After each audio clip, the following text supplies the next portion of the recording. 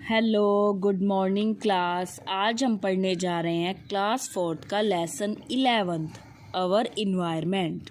मतलब कि जो हमारा इन्वायरमेंट होता है उसके बारे में इसमें बताया हुआ है। देखिए, वी विल लर्न अबाउट, हम इसमें क्या पढ़ने वाले हैं? Weather and climate, sun's role in weather changes, air, sea breeze, land breeze, water evaporation, condensation, purification of water, boiling, sedimentations and decantations, filtrations, chlorinations। आगे देखिए बेटा, वो क्या कह रहा है आपको। Have you ever heard the weather forecast on the television or radio? Cloudy, rainy, windy, hot, cold, humid, all these terms tell the different conditions। देखिए, वो कह रहा है कि हम आए दिन रेडियो पे और टेलीविज़न पे देखते रहते हैं ना, किसी जगह पर कितनी ठंड है, कभी मौसम बहुत सर्दी वाला हो जाता है, कभी बहुत ही गर्मी वाला हो जाता है, कभी क्लाउडी हो जाता है, मीन्स बहुत सारे बादल होते हैं, और कभी रेनी सीज़न मतलब बारिश होती है बहुत ज़्यादा, मीन्स अलग अलग तरह का मौसम हो जाता है। आगे देखिए, of the atmosphere around us, हमारे चारों तरफ मतलब अलग अलग तरीके का एटमॉस्फेयर है। आगे देखिए, तो देखिए बेटा, यू मस्ट हैव, देखिए, you must have observed the changes in the weather. Have you ever wondered why this changes take place, मतलब कि ये चेंज क्यों होता रहता है। What causes winds to blow, और किन कारणों से जो हवा है वो बहती है। In this chapter we will learn about, इस चैप्टर में हम पढ़ेंगे the effect of the sun, sun के क्या इफ़ेक्ट होते हैं on air, water and weather पर।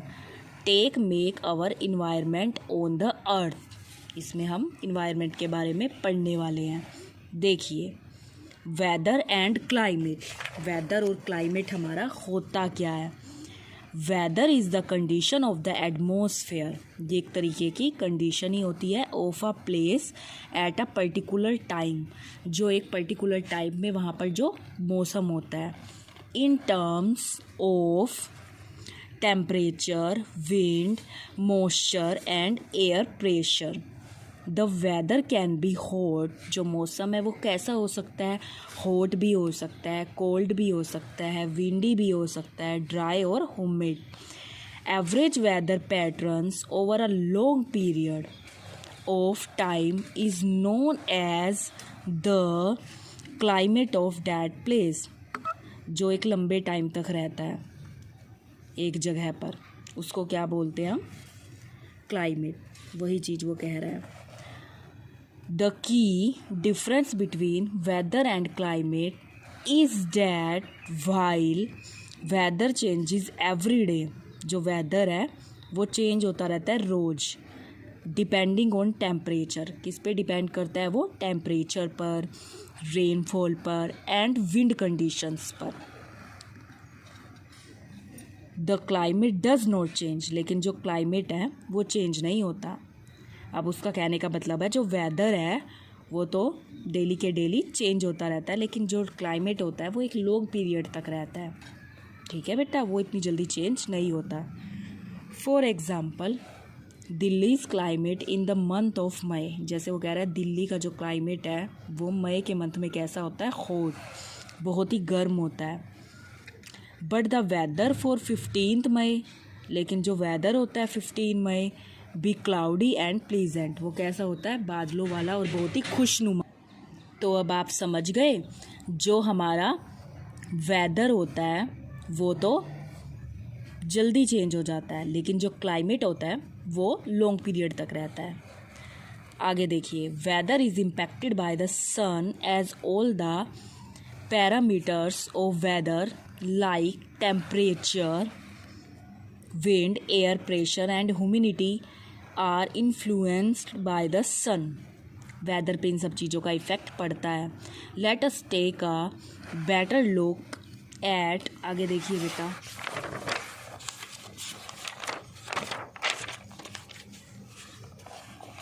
Sons role in weather changes. अब सन का क्या रोल होता है वेदर चेंज करने में, देखिए.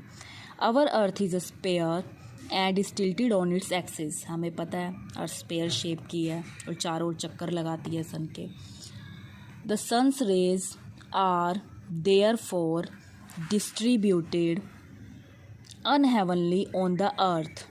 As a result the heating of the earth, इस तरीके से जो हीट होती है अर्थ की, is different in different places. अलग अलग तरीके की जगह पर अलग अलग तरीके से उसका असर होता है.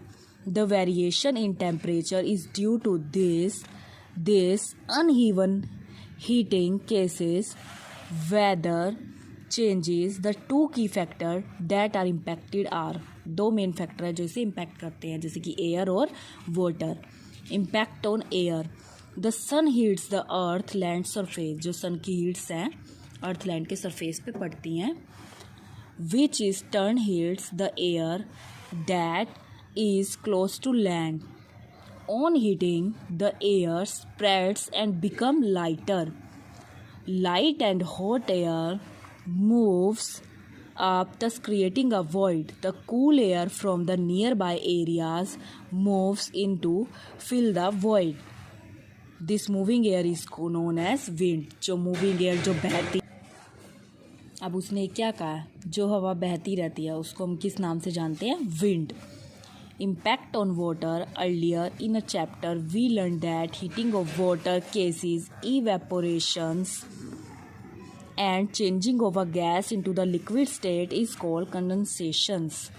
The process of water evaporating from clouds and the condensing the returning to the earth is known as water cycle. Have you noticed that during the rainy season our sweat does not dry and we feel sticky? This is due to increased water content in the air, and increase in the water content of air is known as humidity. Air, we need air to live. अब वो क्या कह रहा है, हमें जिंदा रहने के लिए किसकी ज़रूरत पड़ती है, एयर की, हवा की. Air is a mixture of many gases, और जो एयर होता है उस वो बहुत सारी गैसेस का मिक्सचर होता है. The different constitutions of air include, इसमें कौन कौन सी चीज़ें मिक्स होती हैं, जैसे कि nitrogen, oxygen, carbon dioxide, water vapour and dust particles, और धूल के छोटे छोटे कण. The layer of air around the earth, और ये जो अर्थ के चारों तरफ ये एयर की जो परत है वो चारों तरफ होती है, is referred to as the atmosphere, इसको एटमोसफेयर कहते हैं. You know that moving air is called wind. हम जानते हैं कि जो मूविंग एयर होती है उसको हम किस नेम से जानते हैं, wind. Wind as blows gently is called breeze, और जो हवा ठंडी ठंडी सी चलती है उसको हम क्या बोलते हैं, breeze. A strong wind is called gale, और जो बहुत ही तेज़ी से जो हवा चलती है उसको हम क्या बोलते हैं, gale. While a very strong wind is called storm, और जब बहुत ही ज़्यादा तेज़ी से हवा चलती है तो उसको तो हम स्टॉर्म बोलते हैं, तूफ़ान बोलते हैं. A storm accompanied by lightning and thunder is referred to as thunderstorm. The weather of a place largely depends on wind. अब किसी जगह का वेदर ज़्यादातर किस पे डिपेंड करता है, विंड के ऊपर, हवा के ऊपर. आगे देखिए बेटा, सी ब्रीज. अब जो चीज़ें मतलब जहाँ समुद्र है, सी ब्रीज. आगे देखिए, a coastal breeze that blows from the sea towards the land is called sea breeze. जहाँ पर कोस्टल एरियाज़ होते हैं, समुद्री इलाके, वहाँ पर जो ब्लो करती है हवा जिस तरीके से दोनों तरफ, तो उसको क्या बोलते हैं हम, sea breeze. It usually occurs during the day. The earth land surface gets heated more quickly than the water surface. जो द अर्थ लैंड सरफेस होता है गेट्स हीटेड, जल्दी गर्म हो जाता है ज़्यादा quickly than the water surface के अकॉर्डिंग ड्यूरिंग द डे, इसीलिए दिन में बिकॉज ऑफ द सन की हीट के कारण the air above the land becomes warm, वहाँ की जो क्या हो जाती है वहाँ पे गर्मी हो जाती है and lighter and rise up. The cool air from the sea rushes it to take its place. That is how the sea breeze occurs. अब लैंड ब्रीज क्या होता है हमारा? Land breeze the coastal breeze that blow from, जो कहाँ से कहाँ तक बहती है, टूवर्ड्स द सी, दोनों ओर से बहती है सी के, एक्सपेशली ड्यूरिंग द नाइट, और रात के समय. The land surface of the earth, इस टाइम पे जो लैंड का जो सरफेस होता है कूल्स डाउन, ठंडा होता है, फास्टर दैन, और तेज़ी से इट्स वाटर सरफेस के according. When the night falls the warm air above the sea rises up and cool air from the land blows forward the sea to fill the vacant space. This is how land breeze occurs. ये आपको दिखा रखा है, देखिए ये sea breeze दिखा रखा है आपको और ये लैंड ब्रीज दिखा रखा है बेटा आपको. Water, about 2/3 70% of the earth surface is covered with water. लगभग जो 70% भाग है अर्थ का वो किससे कवर हुआ है? वाटर से, पानी से. Water is found in lake, ponds, rivers, oceans and seas and also as underground water. पानी अलग अलग जगह पाया जाता है, जैसे कि लेक्स के अंदर, ठीक है, पॉन्ड्स के अंदर, ओशियंस के अंदर. Water changes its state on heating and cooling. Evaporations, the heat of the sun changes water into water vapour form, जिसमें जो सन की जो चेंजेस हो जाता है किसमें? वाटर वेपर फॉर्म में. This process is called evaporation. इस प्रोसेस को ही हम क्या बोलते हैं? Evaporations. The process of evaporations become faster when the weather is hot, temperature is high. जब बहुत ज़्यादा गर्मी होती है तब टेम्परेचर कैसा हो रखा होता है? हाई हो रखा होता है.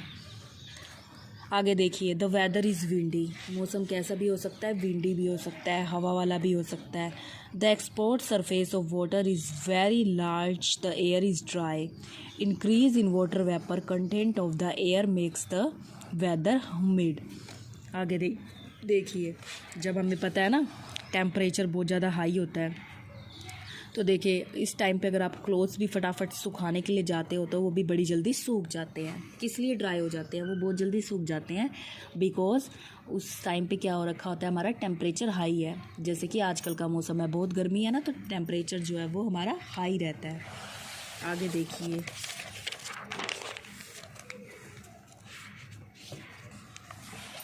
देखिए, बेटा, कंडेंसेशंस. You must have observed that when we boil water in a pan and cover it with a lid.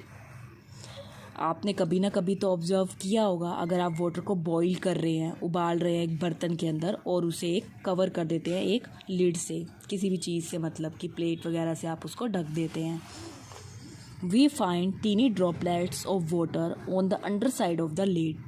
तो हम क्या देखते हैं? वो जो बर्तन जिससे आपने उसको ढका है उसके ऊपर छोटी छोटी बूंदें आ जाती हैं. दिस इज़ बिकॉज, किस लिए आ जाती हैं वो? Water vapour changes back into water, क्योंकि जो वाटर वेपर होता है वो दोबारा से किस में चेंज हो रहा होता है? वाटर के अंदर. This process is called condensations. इस प्रोसेस को ही हम क्या बोल सकते हैं? Condensations. Condensations is the reverse process of evaporations. ये इवेपोरेशंस की एक प्रोसेस है. In nature water vapour condenses into water in many ways. हमने ये और जगह पर भी देखा है, लाइक रेन में भी हमें छोटी छोटी बूंदें दिखाई देती है ना, ड्यू एंड स्नो. ओस की बूंदें भी दिखाई देती हैं सर्दी में हमें. Clouds are formed when water vapour rise up in the atmosphere at the high altitude. They condense into tiny water droplets. When these droplets get bigger, the drops fell down as rain. हमें पता है ना, जो बादल होते हैं वो किससे पानी भर के ले जाते हैं, नदियों से, और फिर उसे आकाश में ले जाते हैं, जिससे वो क्या करते हैं, फिर उनको बारिश के रूप में पृथ्वी के ऊपर गिराते हैं. The different forms in water vapor condensations in nature are as follows. Rain. Water vapor rise up and from clouds. They cool into small water droplets. When these droplets grow bigger, they draw down as rains. वही है, उन्होंने वही चीज़ बताई है कि जो बादल होते हैं वो पानी भरकर कहाँ पे ले जाते हैं, आकाश में, और जब वो बड़ी हो जाती है बूंदें, उन्हें ड्रॉपलेट्स को धरती पर गिरते हैं, जिसे आप क्या बोलते हो, रेन बोलते हो. Fog. This is formed when the thick clouds of teeny water drops from just above land or water. Fog को रे को बोलते हैं ना ड्यू, ओस की जो बूंदें होती है. When water vapor in the air condenses on the ground and other surfaces, they appear like teeny drops. It is called dew. On cold winter mornings we can see dew drops on grass and leaves. अब due देखते हैं ना हम, छोटी छोटी ओस की बूंदें मोस्टली सर्दी के मौसम में इस तरीके की दिखाई देती हैं लीव्स के ऊपर, जो बहुत ही ज़्यादा ब्यूटीफुल भी दिखाई देती हैं, सुंदर लगती हैं, जैसे कुछ चमक रहा हो, इस तरीके की वो दिखाई देती हैं ओस की बूंदें. आगे देखिए बेटा. Frost. When it is very cold, जब बहुत ही ज़्यादा सर्दी होती है, the dew drops freeze to from tiny ice crystals. तो जो बूंदें होती हैं वो छोटी छोटी किस्में बन जाती हैं, बदल जाती हैं आइस क्रिस्टल्स के अंदर. This is called Frost. उसे क्या कहते हैं, फ्रॉस्ट. ये देखो स्नो है, जब बहुत ज़्यादा सर्दी होती है तो प्लांट्स के ऊपर भी इस तरीके की दिखाई देने लग जाती है ना, बर्फ़ दिखाई देने लग जाती है बेटा. Hail. In very cold region, बहुत ही ठंडे इलाकों में, the rain drops freeze and fall towards the earth surface as hail. मतलब जहाँ बहुत ही ज़्यादा ठंड होती है वहाँ पर जो रेन ड्रॉप्स है वो फ्रीज जम जाती हैं अर्थ के ऊपर, उसको ही क्या बोलते हैं हम, hail. Snow. When water vapour is suddenly cooled, जब वो बहुत ही जल्दी ठंडा हो जाता है, it freeze into tiny white snow flakes at is fall on earth है स्नो. तो बर्फ़ के ओले गिरते हैं ना, उसी चीज़ को उन्होंने बता रखा है. आगे देखिए बेटा. Purification of water. कैसे हम पानी को साफ़ कर सकते हैं. हमें पता है कि पानी हमारे लिए बहुत ही ज़्यादा ज़रूरी होता है, तो उसकी हमें देखभाल करनी चाहिए. Rain water is the purest form of water. जो रेन वाटर है वो सबसे अच्छी फॉर्म है वाटर की. इन वेल्स एंड रिवर्स, नदियों में और कुओं में, वाटर कैन हैव मैनी सोल्यूब और इनसोल्यूब इम्प्योरिटीज़.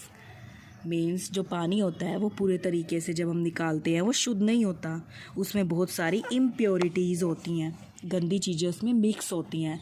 सो बिफोर ड्रिंकिंग, इसलिए उसे पीने से पहले, वी शुड प्यूरिफाई इट, हमें उसको क्या करना चाहिए, साफ़ करना चाहिए.